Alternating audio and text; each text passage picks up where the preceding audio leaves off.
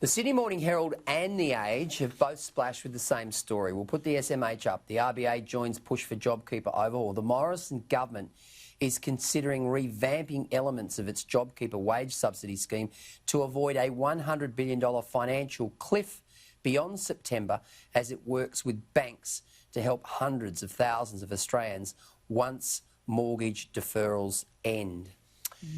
There you go. We may see JobKeeper extended. And how they do that, Gleeson, is going to be a massive balancing act. And I say to the Treasurer, Josh Frydenberg, it's going to be one that there'll be mistakes made. That is inevitable. But there has to be a way through that there isn't a cliff that just happens in September.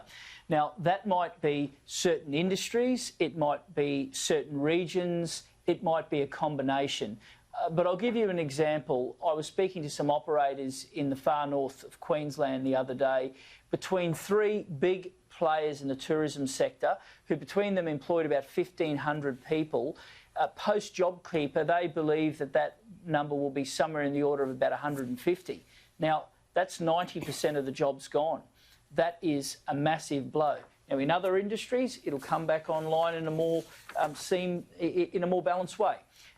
But somehow we need to come up with a system that balances that approach.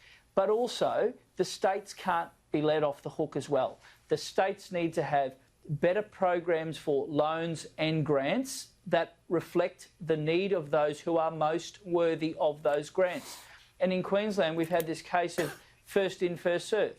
And that was a silly way to do business. You need to make sure the taxpayer money is hitting the spot in the right way. It's going to be a balancing act. The economies have to be turned back on. The states play a massive role in that, and the feds need to look at what JobKeeper model looks like going forward.